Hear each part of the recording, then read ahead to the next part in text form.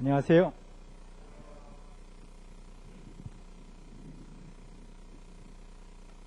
저는 수업 시작하기 전에 항상 이걸 가르쳐 드리니까요. 적어 놓으셨다가 유익하게 사용하시기 바랍니다. 저의 이름은 양혜식이고요.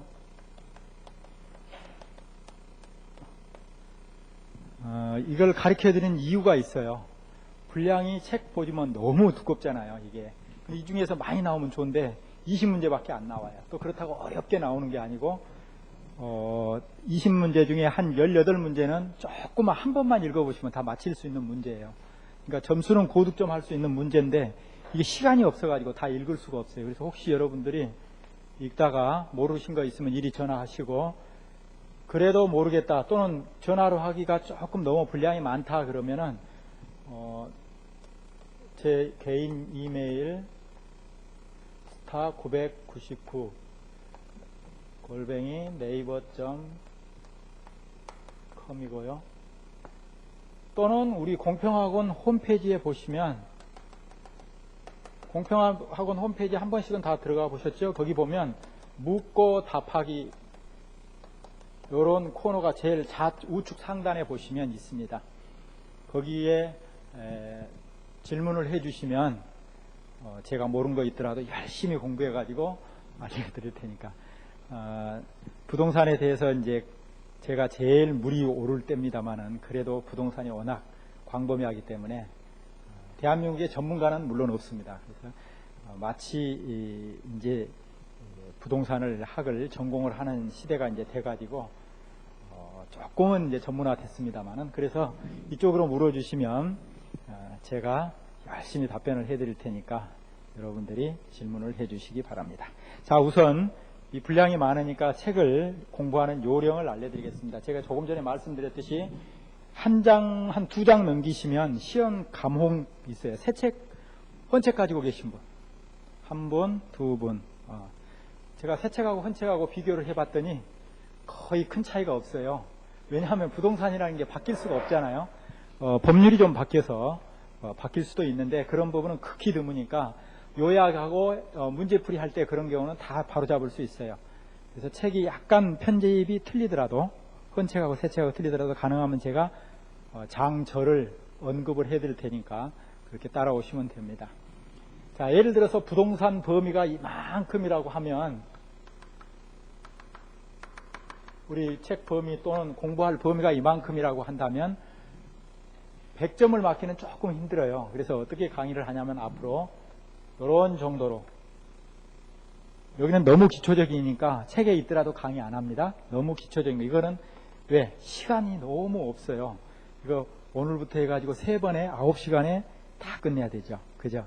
그런데 여러분들은 비싼 돈 주고 또 시간과 정력을 낭비하고 오셨습니다. 그러면 합격권에 들 수 있는 범위 내에 강의를 들으셔야 돼요. 핵심만. 그래서 여기는 반드시 해보셔야 됩니다. 이렇게 체크하고 지나가면 여기는 너무 쉬운 거구나. 근데 기본 상식적으로 풀 수 있는 것도 많아요. 의외로. 그죠? 그런 경우는 기본 점수 주려고 하는 거니까. 그래서 강의의 대상이 되는 것은 이만큼이에요. 따라서 이 정도가 어느 정도냐? 80%에서 90% 정도 수준입니다. 따라서 시험 문제가 20문제가 출제가 되면 약 20문제 중에서 몇 문제를 맞을 수 있다고요? 16문제에서 18문제. 그러니까 2문제 정도는 또 맞힐 수 없는 그런 구석진곳에서 출제가 됩니다. 물론 이 책에 거의 다 출제가 됩니다만은, 그래서 이 정도 수준으로 하니까 여기 너무 어려운 부분은 안 하는구나, 또 너무 쉬운 부분은 안 하는구나, 이렇게. 그 다음에 강의 방법은, 제가 지난번에 이제 지금 부동산 강의를 2사람이 합니다. 저하고, 혹시 인터넷 온라인 강의 들어보신 분, 온라인 강의 들으셔가지고 보면은 올라가 있는 조남종 교수님이라고 두 분이 이제 공평하면서 2사람이 강의를 하는데요. 저는 강의가 이렇게 하려고 해요. 이게 너무 넓고 여러분들이 쓰는데 너무 치중하면 안 돼요, 이게. 왜냐하면 책에 다 있는 내용을 그대로 쓰기만 하는 거거든요. 그래서 설명이 필요한 부분은 제가 자세히 해드릴 겁니다. 가능하면 시험에 나오는 범위 내에서. 시험에 안 나온 거는 과감히 그냥 이거 지나가도 됩니다, 이렇게 할 겁니다. 질문을 하셔도. 무슨 말인지 알았죠? 그래서 여러분들이 졸리지도 않고 하기 위해서 반드시 줄을 그으면서 같이 할 겁니다. 알겠죠? 그렇게 해가지고 요거를 할 테니까 책이 없으신 분들은 조금 힘들어요. 아시겠죠? 그렇게 하시고, 자, 일단 몇 문제 나온다고요? 거기 보시면 이 부동산 자산운용 2의 부동산 보면은 그 앞에 부분 보면은 기본 지식이 10문제, 취득과 활용이 10문제, 그래가지고 목차 앞에 나왔어요. 제일 앞에. 전체적인 윤곽을 꼭 보셔야 됩니다. 내가 시간이 없을 때 어떻게 투자를 해야 될 건가, 그것 때문에. 머리말 바로 앞에 있었는데요. 이거 옛날 책은 그게 왜 안 실어놨나요? 그러면은 요 20문제가 부동산의 기본 지식에 대해서 10문제, 그 다음에 부동산의 취득과 활용에 대한 것이 10문제, 이렇게 해서 20문제가 출제가 됩니다. 그런데 잘 아시다시피 과목수가 이렇게 여러 과목인데 이 큰 시험 과목 테두리 내에서는 이게 제일 작은 편이에요. 20문제밖에 안 나와요. 그래도 뭐 20문제면 엄청난 거죠, 실은. 어떻게 좋게 보면. 그래서 여러분들이 시간이 부족하면은 평소에 지하철이라든가 아니면 자기 차를 운전하시면서도 슬쩍슬쩍 볼 수 있는 내용이에요. 그렇게 부담 없는 내용이니까 여기 와서는 정리를 한다. 아, 이 정도 수준밖에 시험에 안 나오는구나. 이렇게 감을 잡는 시간으로 하시기 바랍니다. 아시겠죠? 자, 그래서 이제 첫 페이지부터 하겠습니다. 쭉 한번 보세요. 저기 목차를 한번 보겠습니다. 목차의 첫 번째 보면 부동산의 운용에 관련된 운용의 기본 지식. 그 다음에 한참 뒤에 보시면, 한참 뒤에 보면 2편 그래가지고 부동산의 취득과 활용 이렇게 되어 있죠. 그러니까 대체적으로 기본 지식 여기에서 10문제 1편에서, 그죠? 2편에서 10문제 이렇게 해서 20문제 출제된다 이 말이에요. 목차에 보면, 그죠? 그러면 운용의 기본 지식이 대체적으로 그 목차에 봐보시면은 한번 장만 보겠습니다. 운용의 기초라든가 개념, 시장 분석, 규제 분석, 가격 분석 이런 것들이에요. 권리 분석까지. 그래서 일반적인 기본 지식입니다. 그래서 부동산을 알아놓으면 상당히 그 일반 상식은 풍부해져요, 이게. 근데 여러분들이 시험에 이제 합격을 하고, 그럼 고객하고 FP로서 상담할 때는 어떠느냐? 상담할 때는 보다 더, 이거보다 시험 문제보다, 우리가 지금 현재 공부하는 것보다 책 전체를 다 읽어보셔야 돼요. 무슨 말이냐면은, 이 책이 아까 제가 분명히 그랬죠. 이쪽하고 이쪽은 강의를 안 한다고. 이거는 시험 합격하는 데는 오히려 보탬이 별로 안 돼요. 시간만 낭비하고. 그래서 강의를 안 하는 것이고, 실제에 있어서는, 실무에 있어서는 이쪽이 필요해요. 고객하고 상담할 때는 전부 다 어렵고, 완전히 케이스, 각자 틀리잖아, 상황이. 주식도 마찬가지인 것처럼 부동산도 마찬가지예요. 그래서 여러분들이 강의로서 내가 FP로서 충분히 활동을 할 수 있다라고 생각하시면 큰 오산입니다. 이거는 글자 그대로 시험의 합격용도로서 빠른 시일 내에 내가 합격하기 위해서 여기 와서 이렇게 같이 한다 이렇게 생각하시고, 전반적인 기본 지식을 어느 정도 이렇게 저 정도 80% 정도 기본적인 것만 알면 이제 그 다음부터는 내가 찾아서 고객한테 맞는 상품이라든가 고객한테 맞게 거기에 눈높이에 맞게 상담을 해야 되는구나. 그 실력은 스스로 이제 보면서. 근데 이 책을 봐도 어느 정도 돼요. 실무적인 측면은 제가 많이 강의를 안 한다 그 소리. 실제 또 다른 선생님들도 다 그렇고요. 그죠? 아직은 역사가 그렇게 깊지 않기 때문에 아주 어려운 부분은 많이 안 나옵니다. 특히 부동산은 너무 겁먹지 마시고 그렇게 하시기 바랍니다. 글자 그대로 취득과 활용은 뭘까요? 여러분이 이제 여기서는 투자에 관련된 기본 지식이고, 그래서 내가 투자를 했다 이 말이죠. 투자를 해서 실제로 실행을 했다라는 겁니다. 취득은. 그래가지고 그 다음에 활용을 어떻게 할 거냐 이런 내용들이에요. 그래서 그렇게 어렵지 않으니까 보겠습니다.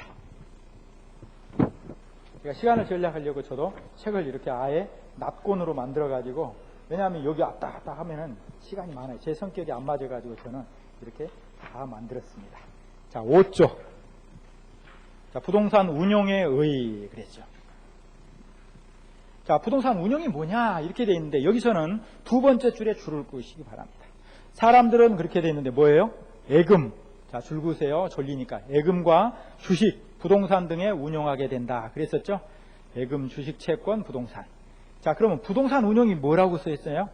왜 그러면 쉽게 말해서 왜 부동산 운용이라는 거를 용어를 달았을까요? 그러면 더 쉽게 왜 부동산에 투자하죠? 투자. 첫 번째 줄에 있죠? 투자하는 것은 가장 큰 목적이 뭘까요? 수익을 극대화하려고 그러는 거죠. 수익을 최대한으로 높이려고. 그죠? 그러면은 수익이라는 게 뭐냐면 여기서 투자라는 것은 두 번째 챕터의 줄구세요. 이제 또 두 번째. 그러니까 두 번째 패러그래프에 투자란 이렇게 돼 있죠. 장래 수익을 두 번째 패러그래프니까 위에서부터 다섯 번째 줄. 찾았죠? 다섯 번째. 위에서부터 다섯 번째 줄에 투자가 뭐예요? 한마디로 말하면 줄 그으세요. 투자가 뭡니까? 다 아시죠? 시험 문제 나오면 이대로 나옵니다. 오늘의 현재의 소비를, 그러니까 예를 들어서 우리가 저축하는 이유가 뭐예요? 저축. 뭐 부동산 태우다 생각하지 마시고. 저축하는 것은 오늘 뭔가 먹고 싶어서 과자를 먹고 싶은데 안 먹고 그 저축하는 거잖아요. 그 말입니다. 그게 투자란 장래의 수익을 얻기 위해서 우리가 오늘 현재의 소비를 억제하는 거죠. 그죠? 그래서 부동산에 투자한다 그 소리입니다. 부동산 투자라는 것이. 그래서 제일 밑에서부터 위로 네 번째 줄 부동산 운용은 뭐라고요? 취득, 보유, 처분이다.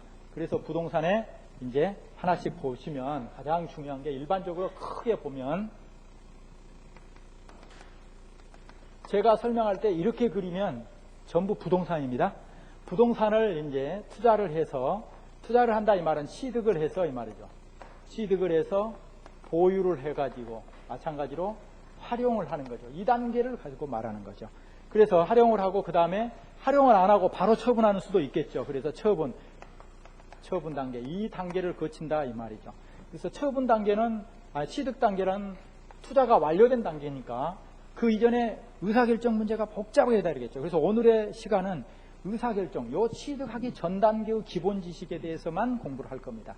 그 다음에 다음 한 세 번째부터 이렇게 취득과 처분에 관련된 것까지 할 겁니다. 아시겠죠?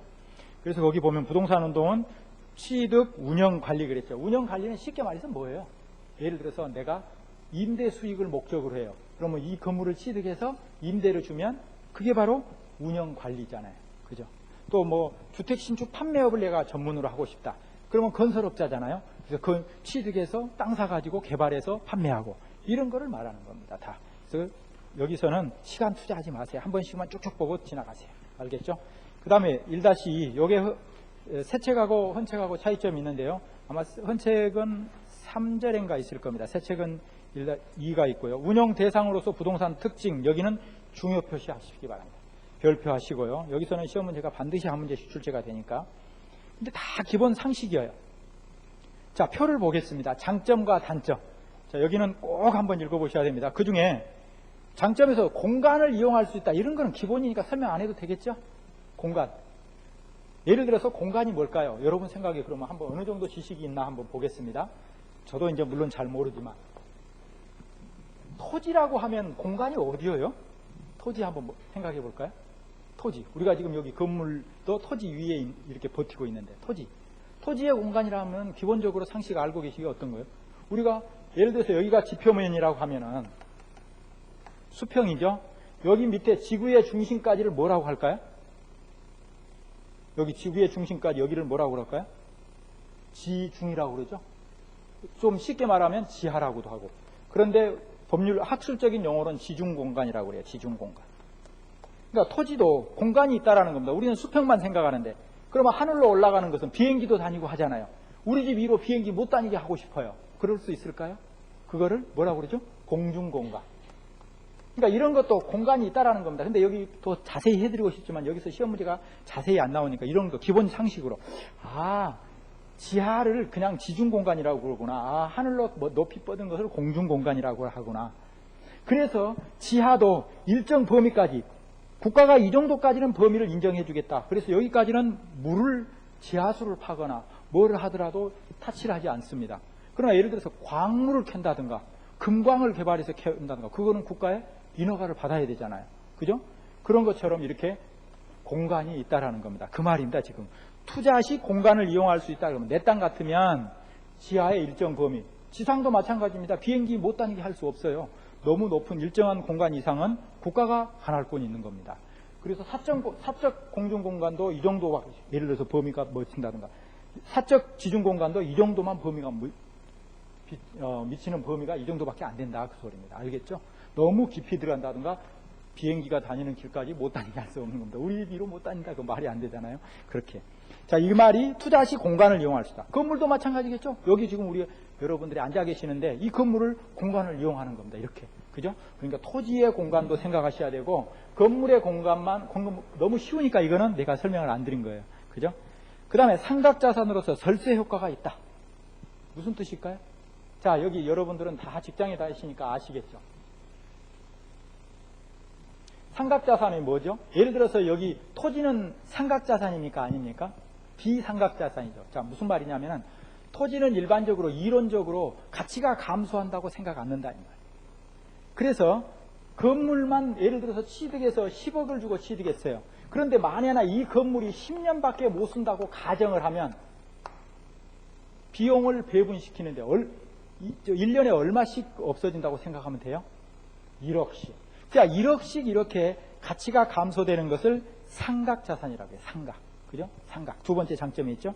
근데 상각이 자산이 되면 예를 들어서 10년 동안이면은 1년에 1억씩 비용이 배분이 되는데 비용 배분이라는 말은 요 취득할 때 10억 줬으니까 10년밖에 못 쓴다고 가정했으니까 10년 후에는 이거 때려 부시고 다시 지어야 돼요. 그죠? 그러니까 10년 동안에 비용을 배분하면 1년에 1억씩 비용 배분이 되는 겁니다. 그죠? 그러면 이 1억이 비용으로 인정을 받으니까 그죠? 이렇게 세금을 절약하는 효과가 있다 이 말. 물론 이 100% 다 있는 건 아니에요. 또 절세 효과가 실제로 절세 효과는 몇 프로를 곱해야 될까요? 세금 절약 효과는 세금만큼 1억 곱하기 세율 T 세율만큼 되는 겁니다. 근데 이렇게 어려웠게는 우리 시험에 안 나오니까 아예 제가 지금 말씀을 안 드리면 이거 하지 마세요. 여러분 쓰지 마세요. 네? 써도 괜찮은데 T 즉 법인세 세율만큼 법인이면 세율 개인이면 종합소득세 세율만큼 이렇게 절세가 되는 겁니다. 원래는. 그죠? 요 비용. 이거는 이해가 되죠? 여기 곱하니까 조금 어렵죠? 그러니까 요거까지 하지 마시고 요 위에 것만. 비용으로 인정을 받으니까 상각자산은 이거는 절세 효과가 있구나. 이렇게. 예. 그 정도만. 이제 지금 빨리 초창기에 합격하셔야지. 여러분도 나중에 지나면 다음 중 절세 효과가 있는 것은 구체적으로 얼마냐? 그러면 만약에 여기가 20%라고 하면은요, 1억에 20%, 2천만 원밖에 절세 효과가 없는 거예요, 실제는. 그런데 아직까지 우리 시험은 여기까지 안 나오고 요것만 나와요. 1년에 얼마가 아냐, 그 말이 아니고 절세 효과가 있느냐, 없느냐, 다음 중 틀린 거, 이런 식으로. 알았죠? 그래서 절세 효과가 있다, 이 말. 세금 전략 효과가. 삼각자산.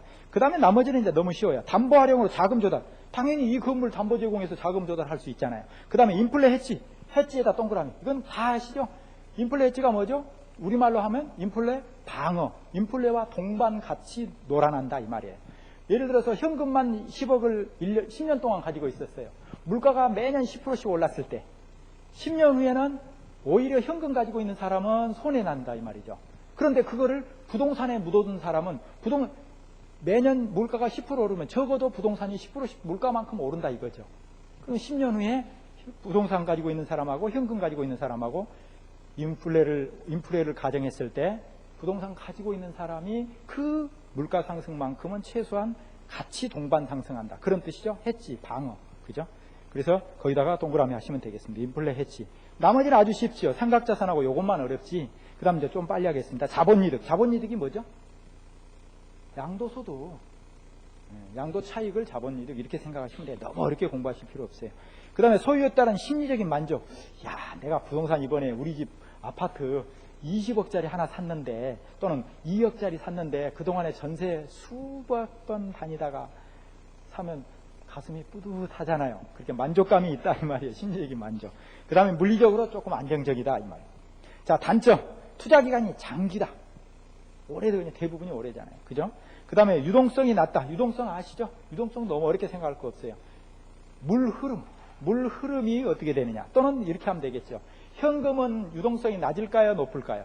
당연히 높죠. 현금 가지고 무엇이든지 못할 게 없으니까. 그러나 부동산을 가지고 있으면 이 건물을 내가 급전이 필요해서 내놨는데 싸게 내놔도 안 팔려. 그러면 현금 조달이 안 되죠. 그런 거를 유동성이 낮다 그럽니다. 유동성이 높은 거를 현금, 예금 이런 것들을 바로 찾아서 하니까. 그래서 부동산 이런 거는 유동성이 낮다. 그 다음에 정보가 적고 그 다음에 정보 비대칭성. 가장 이 말이 이제 많이 쓰는데요. 정보가 비대칭이다 이 말은 다 효용과 만족감이 틀리기 때문에 이분은 예를 들어서 한 천호 사거리쯤에다가 아파트를 하나 구입하고 싶어요. 근데 나는 천호 사거리 쪽이 참 좋아요. 어렸을 때부터 거기서 살았고. 근데 나는 싫어요. 예를 들어서. 그럼 이분은 만족감이 높기 때문에 예를 들어서 똑같은 아파트 A라는 아파트가 나왔어요. 급매물로. 2억에 나왔어도 이분은 싸다고 생각하는 거예요. 나는 비싸다고 생각하는 거예요. 필요 없으니까 그쪽에. 나는 종로에서 살았으면 살았지. 아이고 그쪽은 못 살아. 이렇게 생각할 수도 있잖아요. 그러듯이 그 지역적인 국지적인 상황에 대해서 정보를 몰라요. 나는. 그죠? 또 싫고 그냥 생각해. 그냥 에이 그거 싫을 것 같아. 근데 어떻게 되지? 옛날에 예를 들어서 강남 같은 경우 뽕밭이었을 때 그때 그 생각을 하고 안 팔았더라면 땅값이 엄청나게 올라서 떼부자 됐을 건데 오히려 그 당시 팔아가지고 지금 후회가 막심하겠죠. 대부분이 판 사람이 주식 투자를 했을 건데 수익률을 높였으면 다행이지만 그렇지 않았으면 깡통 탔을 겁니다. 분명히. 그죠? 그래서 이렇게 각 사람마다 그 부동산에 대해서 정보가 다 틀리다. 그래서 대칭적이지 못하다. 비대칭적이다. 이 말. 그 다음에 그 말하고 똑같은 말이 불안전성. 정보가 불안전해요. 완전 시장이 있을 수가 없어요. 다 부동산마다 차이가 나고 그 부동산에 대한 인식의 차이, 여러 가지 투자 가치, 시점, 대상, 금액 이런 게 다 틀리다 이 말이죠. 그래서 투자 정보량도 적다 이런 말이고 그 다음에 요즘에는 근데 조금 더 정보량이 많아졌죠. 요즘에는 뭐 부동산 114니 뭐 국민은행이니 앞으로 이런 말이 나더라요. 정부에서 전 부동산 값을 못 잡으면 동사무소에서 주민등록번호를 발급하듯이 이제는 모든 부동산 거래를 동사무소처럼 하나의 그 사무소를 차려가지고 거기서 부동산 거래를 관리할 수 있도록 이렇게 만들어버린대요. 그래서 모든 거래를 주식, A라는 주식이 예를 들어서 A라는 주식이 오늘 매도 호가와 매수 호가가 있잖아요. 그러면 거기에 의해서 거래가 되잖아요. 그런 것처럼 부동산을, 전국의 부동산을 전산화시켜가지고 처음에 아파트부터 전산화시켜가지고 A는 누가 살고 있는데 매물이 얼마에 나왔다. 매수자가 누구다. 얼마에 샀다. 그거를 전부 다 그렇게 호가하고 다 매도 호가, 매수 호가를 공개를 해가지고 자금 흐름을 정확히 신고하도록 이렇게 마련해 버린대요. 정 못 잡으면. 근데 그러기가 쉽겠어요? 그거는 잘못하면 사유재산에 또는 개인 정보의 사생활 비밀에 관련된 것이 노출이 된다. 그래서 폭동이 일어난다고 합니다. 예를 들어서 폭동까지는 안 일어나겠지만 예를 들자면 이론적으로 그렇다라는 겁니다. 그래서 부동산 정보에 대해서 앞으로는 많이 더 이제 공개가 된다 이 말이에요. 이렇게 지금까지는 이론적으로 적다라고 하는데 그 다음에 대체 가능한 동일한 부동산이 없다. 그런데 이 말이 무슨 말일까요? 똑같은 부동산이 없는 거예요. 다. 예를 들어서 종로역이 공평하건도 이 건물하고 바로 앞 건물하고 가격 차이가 나요. 예를 들어서 땅도 그렇고. 그러니까 이렇게 대체 가능한 동일한 부동산이 없다. 비슷한 유사한 부동산은 있지만 그 다음에 투자 단위가 크다. 이런 거는 기본적인 거예요. 유지관리 당연히 필요하고 비용이 그래서 들어가는 겁니다. 유지관리 비용이. 그 다음에 투자 의사결정이 현재적으로 이론으로 복잡하다. 왜? 각마다 투자 금액이 얼마, 그 다음에 언제 살 거냐, 또 지리적으로 어디다 살 거냐, 또 20대는 어떻고 40대는 어떻고 60대는 어떻고 이게 다 틀리다는 겁니다. 그래서 의사결정하는 사람마다 다 자기의 가장 핵심이 뭘까요? 자기가 가장 유리하다고 판단할 때 그때 하겠죠. 그렇게 하겠죠. 그게 바로 의사결정이 아주 그 과정이 복잡하다. 그 다음에 나머지는 보면 뭐 수완인 이런 거는 뭐 시험에 나오면 맞출 수 있겠죠. 당연히 경영자 수완위에서 의존하는 거지 뭐. 그죠? 자, 그래서 거기 밑에 표 1-2도 한번 보시면 부동산과 예금 주식 투자를 비교해 놓는 거.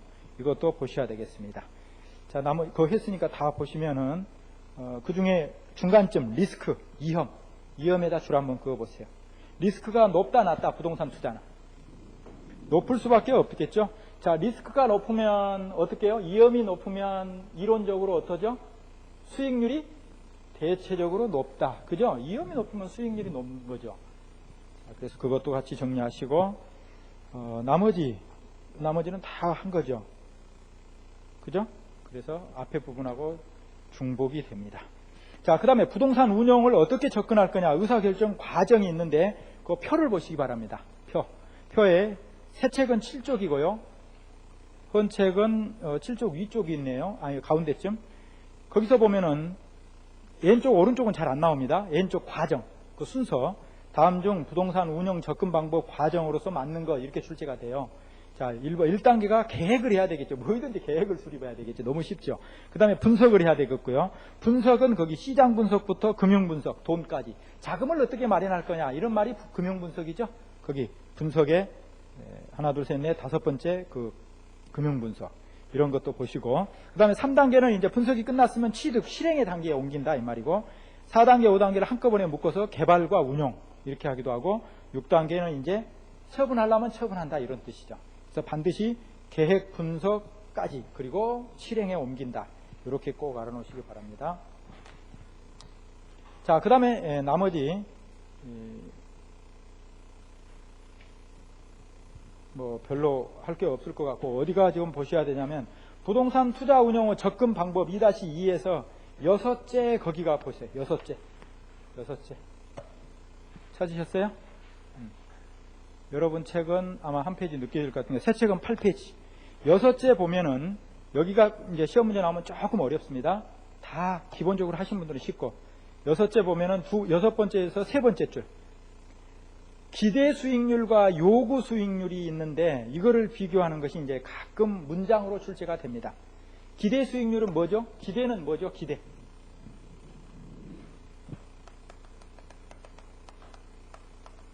기대는 뭐예요? 그냥 너무 어렵게 생각하지 마세요. 평소에 알고 계시는 그 상식이에요. 평균, 나는 평균적으로 이 정도만 기대했으면, 또는 이런 말을 하죠. 평균적으로 이 정도만 수익률을 얻었으면 이러죠. 그 다음에 요구 수익률은 뭘 생각하면 되시나요? 너무 어렵게 생각하지 마시라고니까. 요 요구 수익률은 내가 그냥 머리 아프게 예금을 했다라고 하면 몇 프로 정도 수익을 얻을까? 이렇게 생각하는 겁니다. 내가 가장 쉽게 예금을 했다면 지금 예금 이자율이 몇 프로죠, 연? 우리 여기 아가씨? 죄송합니다. 아가씨라고 해서. 학생보다 더 어리게 보이는데. 몇 프로 정도 돼요, 연? 예를 들어서 4.5%? 한 4.5% 된다고 가정할까요? 그럼 내가 머리 부동산 투자를 하려고 머리 싸매고 분석하고 뭐하고 해서 수익률이 나는 어느 정도 돼야 될 건가 해보니까 은행에다 갖다 맡긴 것 정도는 돼야지. 이게 요구 수익률이에요. 이걸 생각하면 돼요. 그죠? 내가 적어도 은행에다 맡기는 정도까지는 돼야 되지. 그러면 여러분 생각이 이게 이제 시험에 나오는 게 아니고 이거 나옵니다. 기대 수익률이 더 높아야 되겠어요? 요구 수익률이 높아야 되겠어요? 적어도 나는 요구 수익률이 4.5%니까 기대가 되는 게 적어도 한 6% 정도 된다고 가정해 보겠습니다. 이랬을 때만이 투자를 하겠죠. 그죠? 적어도 그냥 그냥 놔둬도 은행 예금 통장에 맡겨놓으면 예금하면은 4.5%인데 머리 싸매고 하려면 이보다 더 많은 수익을 올려야 될 거 아니에요. 그 말이에요. 그래서 문장으로 이렇게 나와요. 기대 수익률이 요구 수익률보다 더 높거나 같으면 투자를 한다. 그럼 그게 부동산 투자 맞는다 이 말. 알았죠? 네, 그래서 거기 비교하는 것이다 이렇게 돼 있고, 그 다음에 투자 가치와 시장 가치가 설명이 되어 있는데,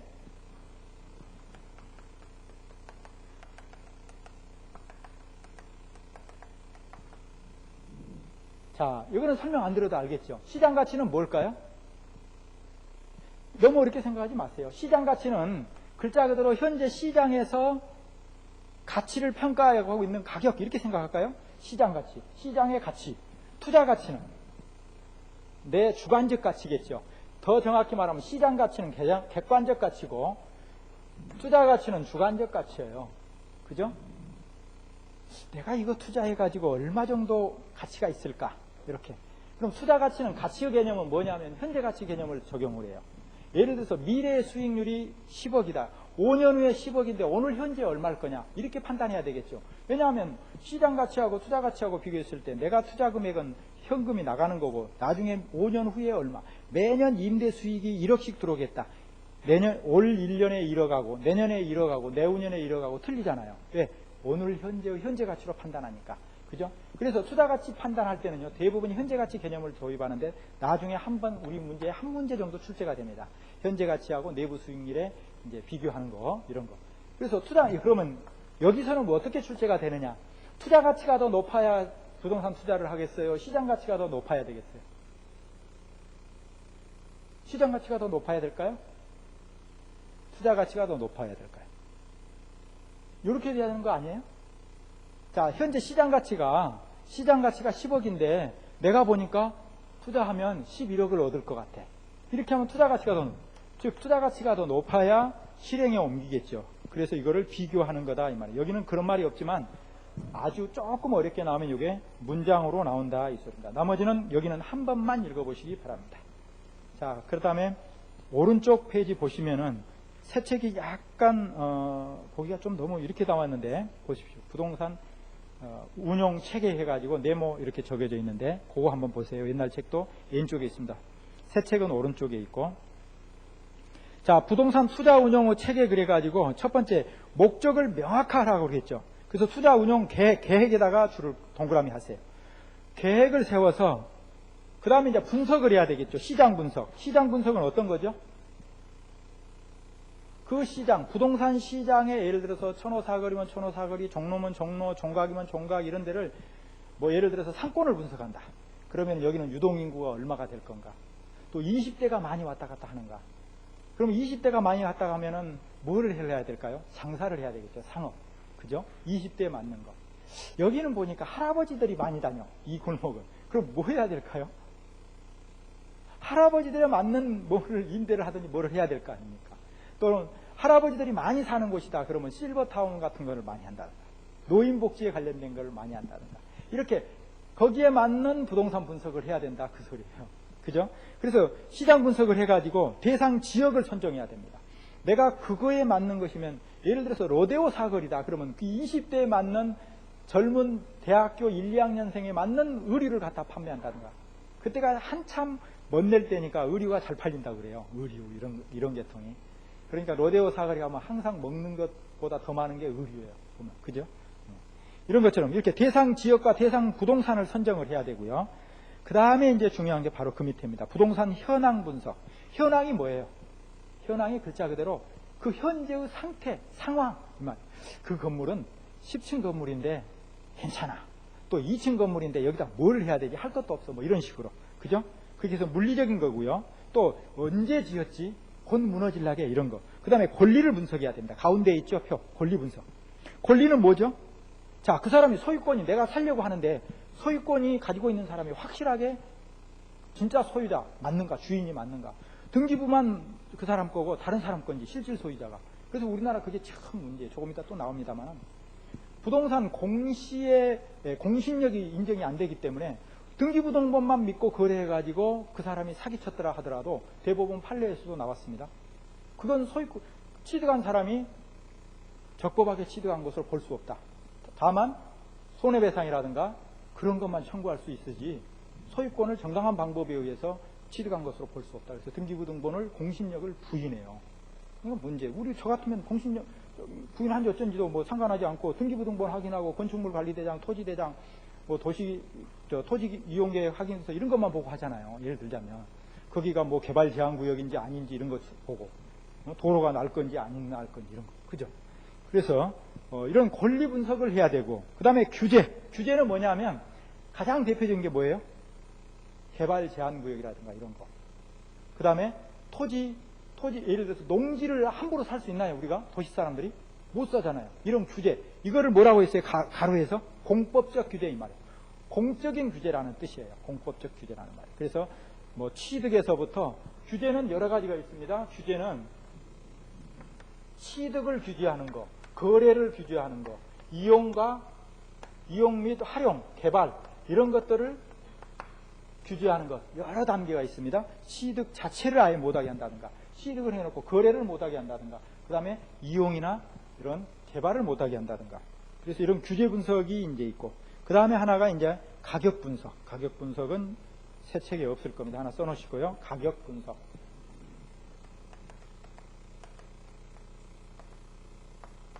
당연히 이거 가격 분석이 가장 중요하죠. 그죠? 자, 그렇게 이제 분석이 끝나면 실행에 옮겨야 되는데 뭐가 제일 중요해요? 실제는.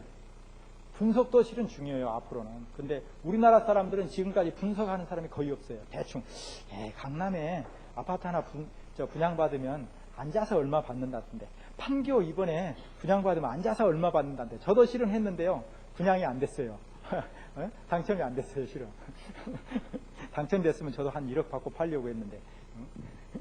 자, 이렇게 하는 거. 근데 뭐가 중요하다고요? 분석 자체를 우리나라 사람들은 이론상 시험용으로는 이렇게 하지만 실제는 안 해요. 그냥 즉흥적이에요, 우리나라 사람들. 그래서 투자 실행 단계의 가장 중요한 걸림돌이 바로 자금이에요, 자금. 금융. 부동산 금융. 그래서 부동산 세책이 그게 인쇄가 안 됐네요. 부동산 금 이렇게 하고 가로 이렇게 쳐져버렸죠. 그래서 여기다가 금융 이렇게 융자를 넣어주시기 바랍니다. 부동산 금융입니다. 네모 박스 밑에. 그래서 돈이 최고지. 자, 그러면 자금 조달 분석은 어떻게 한다고요?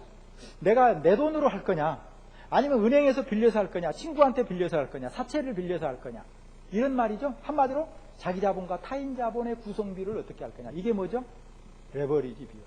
그래서 지금까지는 우리나라가 부동산이 IMF를 제외하고는 상승 곡선을 그렸기 때문에 내 돈으로 한 사람은 바보였어요. 내 돈이 없더라도 어떻게 해? 내 돈 2억밖에 없으면 과감히, 예를 들어서 2억밖에 없는 사람이 저처럼 2억에 대해서만 아파트를 분양받았어요. 근데 내 친구는 2억밖에 나하고 똑같이 없었는데 은행에다가 5억을 빌려가지고 7억짜리를 강남에다 진짜 샀어요. 어떻게 됐겠습니까, 지금? 지금요. 그 친구는 지금 20억이 돼버렸고요. 저는 그대로예요. 그것도 저는 여기 종로 쪽에다가 했거든요. 종로 쪽은 안 오르고. 친구는 똑같은 2억 갖고 했지만 은행 돈 5억에서 7억으로. 그러니까 역시 사람은 배포가 커야 해요. 이렇게. 그러니까 이 자금 조달을 할 때도 여러분들이 어떻게 구성비를 할 거니까. 내 돈 2억밖에 없다고 해서 내가 말이야 은행 이자 내고 뭐 도저히 승산이 없을 것 같아. 그렇게 생각하면 안 돼. 돈이 안 모여 보니까. 자, 왜 그랬느냐 지금까지는. 지금까지는 부동산이 상승 곡선을 그렸기 때문에 이게 부동산 금융에 있어서 자금 타인 자본을 많이 활용해도 이익이 남았다는 겁니다. 그죠? 그래서 앞으로는 이제 타인 자본을 이용해도 안 되게끔 지금 정부에서 한다고 그러는데 할 수가 없는 게 경기가 안 좋으니까 금리를 더 올릴 수가 없잖아요. 그래도 지금 어느 정도 많이 올렸잖아요, 지금. 그래서 정부 정책하고도 엄청나게 관계가 돼요, 이게. 그죠? 그래서 여기 자금 조달 회복. 그 다음에 이제 부동산, 그래서 타당성을 또 분석을 한 다음에 종합적이죠, 여기는. 완전 종합적이죠. 금리라든가 여러 가지, 그 다음에 대상 부동산, 또 어디다 할 거냐, 또 아파트를 할 거냐, 상가를 할 거냐, 토지를 할 거냐, 토지를 하면 서울 수도권으로 할 거냐, 지방에다 할 거냐, 이런 거 전부 다 종합적인 분석을 해서 의사결정을 내려서 이제 실행을 한다, 이 뜻입니다. 대충 알겠죠? 순서가 나옵니다. 순서. 다음 중 순서가 맞는 거, 이렇게. 그러면 그런 정도로 이제 여러분들이 여기까지는 그래도 한 50페이지까지는 상식적인 것만 나와요. 자, 2절 부동산 운용과 FP. 드디어 이제 여러분의 역할이 나왔습니다. 자, 부동산의 운용에 있어서 FP가 왜 필요하느냐? 쉽게 말해서 컨설팅이 왜 필요할까요? 아까 여기하고 비슷해요. 정보가 불완전하기 때문에. 그래서 거기 두 번째 줄 끝에다 줄 것이에요. 부동산은 두 번째 줄 끝에 거래 정보가 불투명하고 거기다. 그게 가장 핵심이에요. 거기 필요성의 두 번째 줄 끝에 좀 보면. 줄 그으세요. 가능하면 줄 그을 때 그어야 돼요. 왜냐하면 안 그어놓으면 나중에 혼자 공부하려면 어디가 중요하다겠는지 시험에 나온다는지 몰라요. 그죠? 자, 거래 정보가 불투명하고, 그 다음에 유동성이 낮다. 이런 거는 뭐 시험에 나오더라도 다 맞게 해주니까요. 그 다음에 세 번째에 법적인 제약이 많다. 뭐는 안 된다, 뭐는 안 된다, 이렇게 많죠.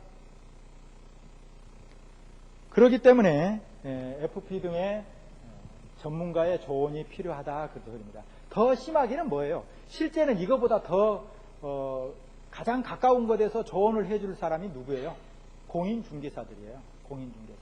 공인중개사가 여기요 아파트 지금 시세가 얼마예요? 몇 평형 그 아파트 남양은 얼마고, 또 2층은 얼마고, 3층은 얼마예요? 15층은 얼마예요? 중개사들이 다 알고 있잖아요. 이런 거래 정보가 불완전하는데 이 거래 정보를 다 깨고 있는 사람이 그 터줏대가. 적어도 그 지역에서 3년 이상 중개사 한 사람한테 찾아가야 돼요. 그래야 그 중개사도 속이고 싶어서 속인 게 아니고 몰라서 여러분을 속일 수도 있어요. 그게 예를 들어서 5억짜리 건물인데 나 오늘 개업했어요. 근데 물건이 5억 2천에 나왔어요. 내 친척한테 모르고 5억 2천에 소개해 줬어요. 되겠어요? 그러니까 적어도 중개사도 한 3년 정도 이상 된 사람은 그 지역을 다 압니다. 알겠죠?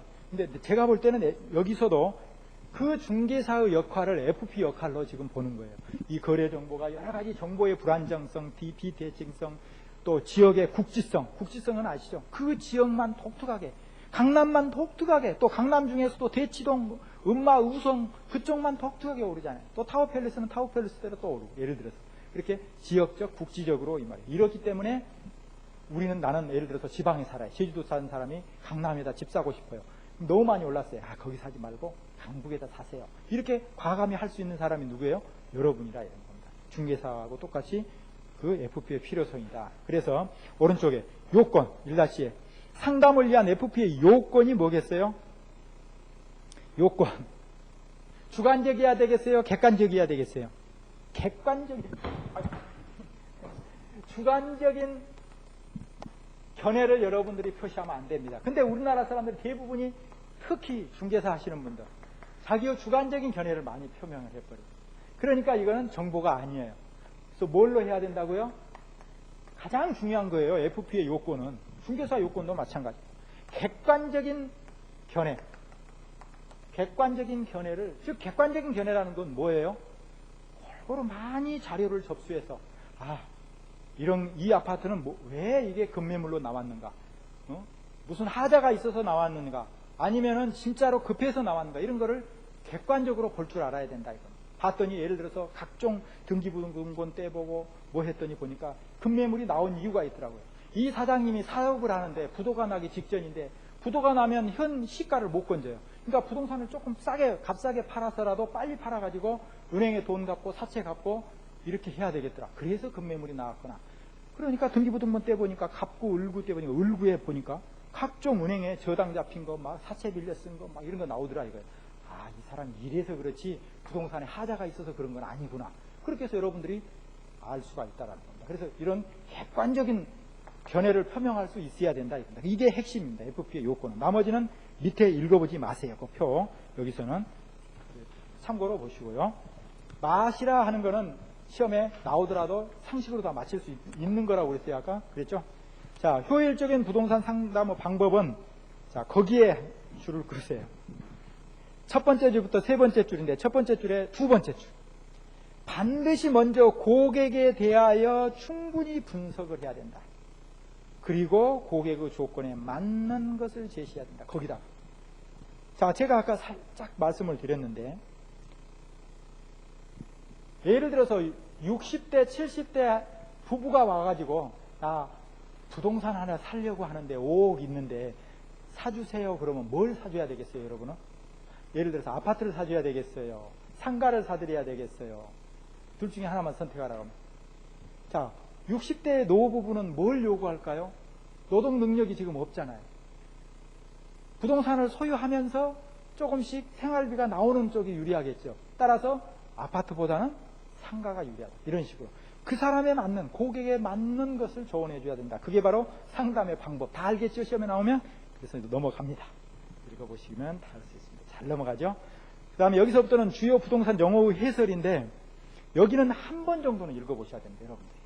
그런데 그게 시간이 없다라고 한다면 제가 하는 곳이라도 꼭 체크해야 되는 거 이 부분이라도 하시기 바랍니다. 다번에 필지.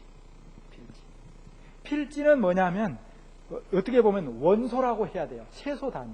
현재 상태에서는 인위적으로 구획된 기본적인 단위를 말해요. 그래서 필지별로 번호를 1-1, 1- 이렇게 번지를 부여하죠. 그죠? 이거를 필지라고 한다. 최소 원소 단위구나. 이렇게. 그래서 토지의 최소의 구획된 등록 단위입니다. 그러면 필지를 나눌 수도 있고 합필할 수도 있는 거예요. 그거는 나중에 번호가 예를 들어서 우리 그 등기부등본에 보면 나중에 1번지 이렇게 돼 있는데 나중에 어느 날 가보니까 1-1, 1- 이렇게 나눠져 있어요. 이거는 나누어서 이렇게 분필하는 거죠. 나눈다. 필지를 나눈다. 또 나중에 어느 날 갑자기 보니까 이게 다 없어지고 다시 1번으로 됐어요. 합필돼가지고 이렇게 되는 거죠. 그죠? 그래서 필지라는 게 이렇게 최소 단위구나. 이 정도만. 그 다음에 신규 등록. 신규 등록은 그 내용에 있어서 어떤 거? 줄 그으세요. 사유 발생일로부터 이론적으로 시험용으로 며칠 이내에 해야 돼요? 60일 이내입니다. 나머지는 시간 남으면 읽어보시고요. 자, 그 다음에 분할. 분할 옆에다가 분필 이렇게 적어도 됩니다. 분할 또는 분필. 가나다라마와 사. 그래서 뭐 당연히 분필이니까 한 필지를 2필지 2개 이상으로 나누는 거죠. 그 다음에 합병은 그 옆에다 쓰세요. 합필이라고도 합니다. 합필. 시간은 없으면 내용은 읽어보지 마시기 바랍니다. 한번 딱 읽어봤고 알 수 있잖아요. 타이틀만 봐갖고. 자, 그 다음에 등기, 촉탁. 자, 소위 말하는 우리가 촉탁이라는 것은 어떤 것을 촉탁이라고 그러냐면 거기에 있는데 두 번째 줄에 줄 그으세요. 두 번째 줄에 필요에 의해서 이 말이죠. 법에 의해서 또는 필요에 의해서 누가 시, 군, 구청장이 등기소 소장한테, 그죠? 등기소 소장한테 이거 등기해 주세요 이렇게 하는 거를 등기 촉탁한다고 해요. 촉탁 등기. 용어가 뒤바뀌어도 됩니다. 촉탁 등기 또는 등기 촉탁 똑같은 말이에요. 그 다음에 이제 경계. 자, 경계라는 것은 지적도나 임야도에 보면은 지적도는 뭐예요? 땅의 호적 이렇게 생각하면 돼요. 땅의 호적을 나타내는 거. 그 다음에 임야도는 땅 중에서 임야의 호적을 나타내는 거 이렇게 생각하면 돼요. 그죠? 그래서 측량을 해가지고 좌표를 표시한다는 거죠. 직선으로. 예를 들자면 여기서 여기까지가 내 땅이다 했을 때 이렇게 있다고 하면 내가 불법 점유를 이만큼 했어요. 근데 실제 보니까 내 땅은 불법 점유를 잘못한 거예요. 이렇게 해야 되는데 이쪽에다가 점유를 했을 경우 측량했을 때 이렇게 연결이 되겠죠. 이렇게. 요게 내 땅이었는데 현실의 세계에서는 이게 내 땅인 줄 알고 그렇게 살고 있었던 겁니다. 그래서 측량을 하면 이렇게 연결된다는 거죠. 즉 거기 보면 필지별로 구획을 해가지고 경계점을 이렇게 연결을 해서 직선으로 이은 선, 이거를 경계라고 그러죠. 쉽게 말해서 뭐예요? 경계 싸움이 가장 많은 게 시골에 우리 집하고 여기가 우리 땅인데 집을 이렇게 지었어요. 예를 들어서 이렇게 집을 지었다고 그럽시다. 근데 차양을 하는 바람에 차양을 이렇게 했더니 비가 오면 빗물이 이웃집으로 떨어져요. 그럼 이거 난리가 나겠죠. 이거 시골 같으면 그냥 내버려 둡니다. 근데 서울은 남의 집의 지붕 위에 있는 물이 우리 집 마당에 떨어진다. 아마 난리가 났으면 때려 부셔버릴 겁니다. 그죠? 이랬을 때 우리 집은 경계가 이건데 왜 이웃집까지 떨어지냐 이 말이에요. 그랬을 때 경계의 싸움인 겁니다. 이 직선으로 이은 거. 그죠? 그 다음에 이제 면적의 등록 단위 타의 2번. 이거는 암기해야 되겠죠. 평이어요, 제곱미터예요. 평이 아니고 제곱미터다. 알겠죠? 그 정도는 이제 시험 문제 나오면 이건 점수 주려고 하는 거니까 틀리면 안 돼요.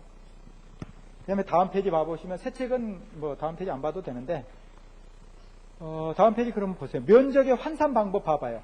이거는 실제는 시험 문제 안 나오는데 이거 상식으로 평을 평방미터로 고치려면 어떻게 해야 돼요? 거기 써졌네요. 3.3058을 곱하면 됩니다. 예를 들어서 100평이다.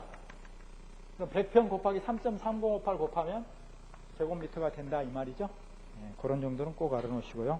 그 다음에 2-2의 건축 관련 용어 해설. 대지는 여러분들이 대지는 한마디로 말하면요 건물을 지을 수 있는 땅이에요. 그렇게 생각하면 돼요. 그 다음에 건축물 줄 그으세요. 건축물이 뭐예요? 줄 그으라고 그랬어요. 중요하다는 뜻이에요. 건축물은 이거예요. 칠판 보시고 지붕과 기둥이 있거나 오합니다. 여기는 동시충족이고 지붕과 기둥은 반드시 있어야 돼요. 그 다음에 지붕과 뭐가 있어야 돼요? 벽. 이렇게 하면 틀려요. 물론 맞을 수도 있는데 지붕과 기둥, 벽이 동시에 있어야 된다. 그거는 아니에요. 물론 있으니까 건물이 되겠죠. 세 개 다 있으니까. 정확히는 최소 단위는 건물과 기둥, 건물과 벽만 있으면 돼요. 알겠죠? 이게 바로 건축법상의 건축물이에요. 지붕과 기둥, 지붕과 벽 이렇게 되어 있죠. 그 다음에 지하층. 여기는 아직까지 한 번도 시험에 안 나왔는데요. 중요하니까 꼭 보셔야 됩니다. 지표면 아래에 있는 층인데 무엇이라고 되어 있나요? 거기 전체를 한번 줄 그어보세요. 읽으셨어요?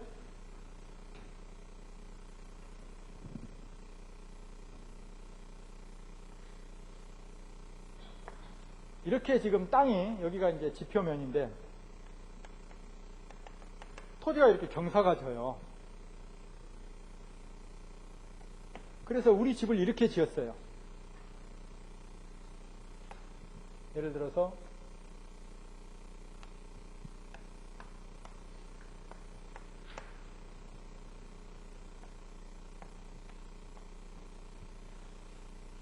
이렇게 여기가 이제 지금 땅입니다. 쉽게 말해서 이걸 뭐라고 그러죠? 지하실. 그죠? 요 땅 밑으로 들어갔으니까 지하실 땅이라고 그랬습니다. 이때 이 지하실이 우리가 건축법상의 지하층이 어떤 경우를 지하라고 하느냐 이 말. 거기 뭐라고 돼 있나요? 지표면 아래에 있는 층으로부터 여기서부터 지표면까지, 예를 들어서 여기까지가 지표면이라고 그럽시다. 여기서부터 여기까지가 무엇이라고 돼 있나요? 평균 높이가 당의 층 높이요 2분의 1 이상이어야 된다. 자, 요게 전체라고 한다면 요 높이 요게 2분의 1 이상이면 요걸 지하층이라고 한다 이 말. 그럼 이런 경우 지하층인가 보세요. 지표면이 지금 이렇게 연결됐어요. 근데 이웃집을 가봤더니 이렇게 이제 언덕집인데 이웃집은 이렇게 지어져 있어요. 이게 지하층이 아니에요. 아니죠. 왜? 요 부분이 전체 2분의 1 여기까지 올라와야 된다 이 말이에요. 지하가. 그 말이에요. 그죠? 네. 그러니까 여기는 지하층이 해당이 되지만 여기는 지하층이 아니에요. 무슨 말인지 알았죠? 그래서 요거는 아직까지 시험 문제 안 나왔지만 상당히 그 여러 가지 용도로 쓰이기 때문에 나올 수 있어요. 그 다음에 건축 이거는 너무 쉽고요. 줄만 첫 번째 줄에 적으세요. 신, 증, 개, 제, 이 이전까지. 신축은 새로 지은 거고 증축은 증축한 거고 개축은 고치는 거고 이렇게 생각하면 되겠죠. 재축은 다시 지은 거고 이전은 옮기는 거고. 아, 건물을 어떻게 옮길까요? 이론적으로 옮기는 거죠. 실제 옮기는 경우는 저는 딱 한 번 봤습니다. 어떤 경우냐면요. 이런 집을 포크레인을 갖다가 기둥 4개를 묶어요. 기둥 4개를 묶어가지고 여기에 서양집이었는데 들어요. 가재도구 다 드러내고. 그래가지고 들어가지고 남향으로 틀어요. 그것도 이전이에요. 이전. 알겠어요? 그러니까 이런 경우 저는 어렸을 때 딱 시골에서 한 번 봤거든요. 이걸 이전이라고 할 수밖에 없어요. 서양을 포크레인으로 전부 가재도구 드러내고 들어가지고 남쪽으로 확 들어가지고 옮기는 거. 그걸 이전이라고 할 수밖에 없다. 나머지는 줄을 끌 필요 없고요. 제가 볼 때는 4번 재축만. 재축은 원인이 뭐예요? 멸실 원인이 뭐예요? 천재지변. 요즘처럼 폭우가 와가지고 규모 그대로 지은 걸 재축이라고 해요. 알았죠? 아, 그렇구나. 이렇게.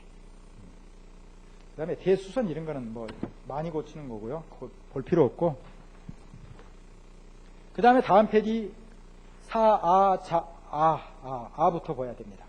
4부터 원래 봐야 되는데 여러분들이 너무 어렵게 생각하면 그냥 내용은 안 나오니까요. 바닥 면적. 바닥 면적 다 아시죠? 그러면 옆면적을 지금부터 하겠습니다. 자, 어디다가 필요하는, 여기서 나왔을 때 바로 이제 해야 여러분들이 나중에 나올 때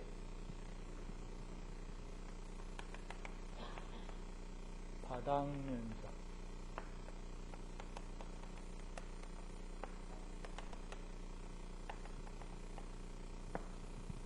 건축 면적이 있는데, 자, 첫 번째 사례.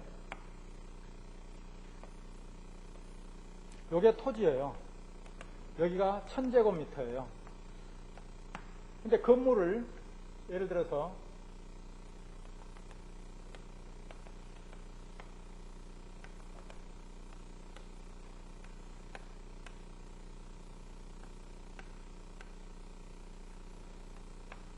이렇게 지었어요. 여기 만약에 1층이라고 한다면 요 바닥 면적이, 건축 면적이 예를 들어서 250제곱미터라고 해봐요. 그죠? 자, 그랬을 때 요거 나왔을 때 이걸 해야 됩니다. 여기는 간단하게 시험 문제에 계산하시오 이렇게는 안 나오고요. 문장 속에 나올 거니까 문장 속에. 자, 건폐율이라는 게 있어요. 건폐율은 지금 여기는 건물에 관련된 면적이죠. 바닥 면적, 연면적, 건축 면적하고 바닥 면적은 이론적으로는 틀리는데 실제에 있어서는 같다고 생각하면 돼요. 여기 바닥 면적. 그죠? 자, 1층이라고 한다면 건폐율이 몇 프로죠? 어떻게 한다고요? 건폐율은. 건폐율은 건자니까 건축 면적이에요. 여기. 250. 이만. 건물이 250제곱미터구나. 제일 밑에 층 바닥 면적을 말해요. 그렇게 생각하면 돼요. 건축 면적. 여기다가 토지 면적. 1000제곱미터. 여기가 토지, 여기는 건축 면적. 그래서 건자를 따가지고 그냥 건폐율이다. 이렇게 생각하면 돼요. 시험용. 그렇지 않으면 그렇게 안 해오면 시험장에 가면 안 해오집니다. 그러면 건폐율이 이거 몇 프로죠? 25%? 네. 즉, 여기다가 이제 실제는 곱하기 100을 해야 되겠죠. 곱하기 100 하면 25%가 나오죠. 그러면은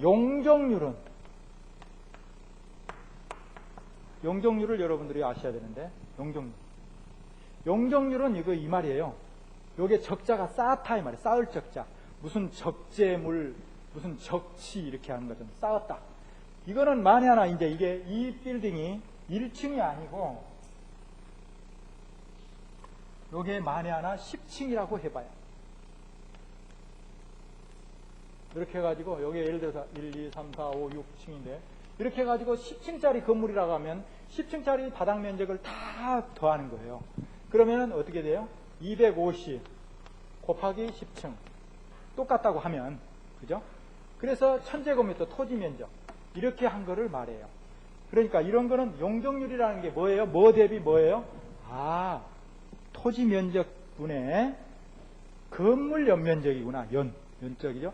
그래서 연자가 이게 연면적이니까 요거를 조금 틀면 되겠죠. 여기다가 이렇게 잘 안 되니까 아니에요. 그죠? 그래서 이렇게 하면 여기가 1000분의 2500 이렇게 되는 거죠. 그럼 250%입니까 여기는? 그죠? 2.5배니까 이런 식으로 한다는 거예요. 그러니까 계산하는 건 안 나오니까 계산은 할 줄 몰라도 여기서는 여러분들이 시험장에서 시험 문제 속에서 문장으로 나올 때 건폐율, 용적률 그러면 그 말의 뜻은 알아야 돼요. 알았죠? 자, 그런데 용적률 산정 시에 제외되는 게 있어요. 이게 중요합니다. 거기 자의 2번. 지하층. 조금 전에 아까 지하층 했었죠? 지하층은 연면적을 계산 안 해요. 지하층은 제외시켜요. 그래서 용적률에서 제외하고요. 그 다음에 동그라미 2번. 지상층은 주차장으로 사용되는 거. 이게 뭐죠? 요즘에 말하는 거? 피로티라고 그러잖아요. 피로티. 요즘에 연립이라든가 조그마한 다가구 다세대 지을 때도 보면 1층은 주차용으로 하고 아예 그 살림살이에 해당되는 게 없고 2층부터 하잖아요. 2층이 1층이고 1층은 뭐예요? 그냥 주차용 공간. 그죠? 피로티라고 하죠. 그런 거를 말해요. 그럼 그거 용적률 계산할 때 포함돼요? 안 돼요? 안 된다 이 말이에요. 그 다음에 3번. 주민의 공동시설이 있다고 한다면 그것도 용적률 계산할 때는 제외시켜 주겠다. 왜 이런 현상이 벌어졌을까요? 도시화 때문에 그런 거죠. 도시가 인구가 너무 많으니까 어디 가서 할아버지 할머니들이 살 수도 없고 또 주차를 댈 공간도 부족하고 그러니까 일정 부분을 용적률에서 제한을 하거든요. 그러니까 제한을 하니까 거기에 불합리한 점이 있으니까 주민들한테 이익을 약간 더 베풀기 위해서 그런 거죠. 그 다음에 건축선. 건축선도 이제 아주 중요한데 이거 시험 문제 이미 출제가 돼버렸기 때문에 어떻게 될지 모르겠습니다만은 그래도 중요하니까. 건축선에서 가장 중요한 게 여러분들이 이런 거예요. 예를 들어서 도로가 이렇게 있어요. 이쪽이 한강이고 그 다음에 이쪽이 조금 하나 건너서 다른 조그마한 운동하는 곳이라고 그러고 여기가 도로입니다. 그래서 도로 이렇게 중앙선이 있고 근데 여기가 내 땅이에요. 내가 집을 짓고 싶어요. 여기다가 집을 짓든 건물을 상가를 짓고 싶든 짓고 싶어요. 건축물을. 그랬을 때 여기 이 도로에 딱 접해서 지을 수 있을까요? 그렇게 안 된다라는 겁니다. 그래서 각 법마다 틀리기 때문에 그게 시험 문제 잘 안 나오는데 그런데 그러니까 몇 메타로 뛰어야 되냐 그거는 잘 안 나온다 이 말이에요. 여러분 시험에서는 건축학과나 그에 관련된 거 건축 기사 시험에서는 잘 나오지만 여러분 시험에서는 뭐만 알면 되냐? 이 도로로부터 요건 암기는 하지 마세요. 도로 중앙으로부터 건물을 지을 수 있는 기본적인 거리가 몇 미터일까요? 2m. 여기서부터 여기까지가 2m. 물론 지자체마다 틀립니다. 근데 이게 기본이니까 2m로 알아놓으시고, 2m는 내가 모르더라도 뭘 알아야 된다? 도로에다가 바짝 바로 대서 집을 지을 수는 없구나. 그게 뭐예요? 건축을 지을 수 있는 선. 예를 들어서 여기까지 건물을 지어라 라고 했다면 이걸 무슨 선? 건축선이라고 하구나. 이렇게만 알면 돼요. 건축선. 그래서 실제는 이게 건물 지을 때는요, 여러분들이 꼭 이거 알아보고 해야 됩니다. 만에 하나 예를 들어서 이런 땅을 샀다고 해봐요. 여러분이 만에 하나 나중에 FP가 돼가지고 저한테, 고객한테 이 땅 아주 싸게 나왔는데 사세요 해가지고 샀어요. 투자가치 있어요? 없잖아요. 왜? 이만큼 절반 이상이 그 건축선에 물려서 집을 지을 수가 없고 후퇴로 지어야 되는데 집을 지을 수 있는 범위는 이거밖에 안 돼요. 그래서 여러분들이 조언을 잘못한 거예요. FP 역할을 잘못한 거예요. 무슨 말인지 알았어요? 그러니까 그때는 현실에 가서 대장을 띄워보고 판단을 해서 조언을 하면 되니까 이런 게 건축선이구나 이렇게만 알고 있으면 돼요. 시험에서는. 그래서 거기 건축물을 건축할 수 있는 선, 그죠? 경계선이라고 하는데 이거를 건축선이라고 한다. 이렇게. 그 다음에 주택 관련 용어 해설은요, 다음 페이지 보면 주거환경 개선 사업, 이거는 읽어보시면 되겠고, 주택 재개발하고 주택 재건축하고 어떤 차이가 있을까요? 이것도 읽어보면 되는데 뭐만 아시면 되냐면, 재개발은 이런 데예요. 쉽게 말하면 달동네. 달동네를 이렇게 집도 따닥따닥 붙었지만 연탄 끌고 가려면 이렇게 꾸불꾸불한 길이, 도로 하나도 제대로 안 나가지고 꾸불꾸불하게 이렇게 돼 있잖아요. 여기다가 아파트만 지어가지고 주민들이 편의시설이 되겠어요? 안 되겠죠. 그러니까 한마디로 말로 싹 쓸어버리고 여기도 이렇게 크게 짓고 도로도 이렇게 빤듯하게 내는 거, 이거를 재개발이라고 하고, 그거는 알아요. 알고 이거 읽어야 되니까. 그래서 거기 정비 기반 시설, 소위 도시 기반 시설이라고 하는데, 통신 시설이라든가 도로라든가 이런 것들을 다 완벽하게 해야 된다 이 말이에요. 잘못된데 그거를 재개발이라고. 재건축은 뭐예요? 재건축은 예를 들어서 현재의 신도시들 있죠. 일산이나 판교 또는 여기 평천, 중동 이런 데는 이미 이제 분당이나 이렇게 네모 길로 빤듯빤듯 나 있잖아요. 그런데 이게 아파트가 이미 이렇게 나 있는데 여기 아파트가 이렇게 지어져 있어요. 근데 이게 지은 지가 30년, 40년이 됐어. 그럼 이 도로는 그대로 놔두고 요것만 다시 지을 필요가 있겠죠. 그래서 이걸 보고 재건축이라고 해요. 재개발은 이렇게 길이고 뭐고 모든 것을 완전히 다 새롭게 하는 것을 재개발이라고 하고, 재건축은 이미 기반 시설은 갖춰져 있다는 거. 도로라든가 통신이라든가 인터넷 문제라든가 모든 게 다 잘 돼 있다. 어느 정도. 그래서 조금만 손보면 되는데 주택이 노후화됐다 이 말. 주택. 무슨 말인지 알았죠? 재개발과 재건축 구분했어요? 네, 구분하실 줄 알아요. 그래서 생각 안 나면 거기다 써놓으시면 돼요. 그 다음에 도시환경정비사업, 당연히 이거는 뭐겠어요? 도시환경이니까 여기 종로를 말하는 거예요. 대한민국에서 1번지가 상업의 1번지가 종로인데 종로의 뒷골목 가보세요. 여기 식사 한번 하시려고 가봐요.